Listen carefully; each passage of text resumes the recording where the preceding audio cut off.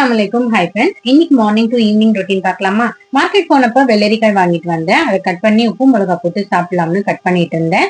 எனக்கு வெள்ளரிக்காய் ரொம்ப பிடிக்கும். அப்படியே சிக்கனை வாங்கிட்டு வந்துட்டேன். சிக்கன் 65 செய்யலாம்னு மசாலா போட்டு மேரினேட் பண்ணி வச்சுட்டு சாப்பிட்ற நேரத்துல ஃப்ரை பண்ணிட்டேன். காய் எதுவும் போடாம காலையிலேயே சாம்பார் செஞ்சு முட்டை வச்சு லஞ்ச் பேக் பண்ணிட்டேன் என் பொண்ணுக்கு. மதியானத்துக்கு சாம்பாருக்கு சிக்கன் 65 காம்பினேஷன் நல்லா இருக்கும் இல்லையா, அதனால அதை வச்சு சாப்பிட்டு முடிச்சிட்டோம்.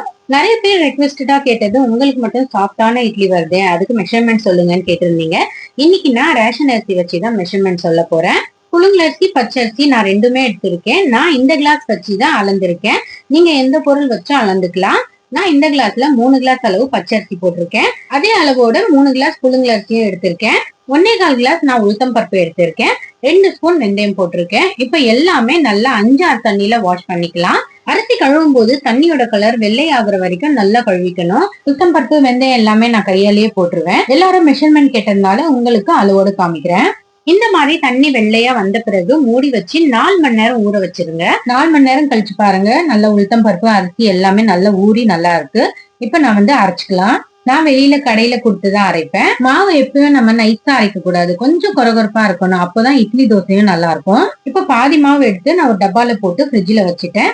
வேணுங்கிறப்ப கொஞ்சம் கொஞ்சம் மாவு எடுத்து நான் யூஸ் பண்ணிப்பேன். மீதி மாவு ஒரு பாத்திரத்துல போட்டு 1 ஸ்பூன் உப்பு கொஞ்சமா தண்ணி ஊத்தி மிக்ஸ் பண்ணிட்டு மாவுல போட்டு நல்லா கலக்கி வச்சுட்டேன்.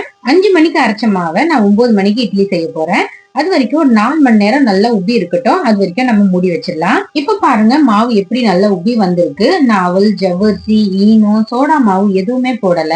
ஆனா எப்படி உப்பி வந்திருக்கு பாருங்க.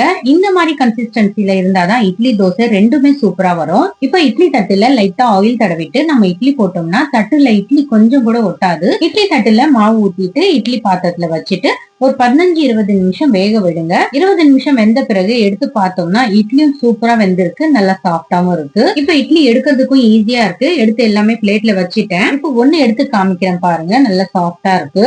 இதே மெஷர்மெண்ட்ல போட்டு பாருங்க. நீங்க அரிசி கடையில இருந்து வாங்கி போட்டாலும் இதே அளவோடு போட்டு பாருங்க. தட்டுலயும் கொஞ்சம் கூட இட்லி ஒட்டவே இல்லை பாருங்க. காலையில வச்ச சாம்பார் இருந்தது. இட்லி மேல இந்த மாதிரி ஊத்தி சாப்பிட்டா ரொம்பவே நல்லா இருக்கும். நீங்களும் இதே மாதிரி ட்ரை பண்ணி பாருங்க. பிடிச்சிருந்தா லைக் பண்ணுங்க.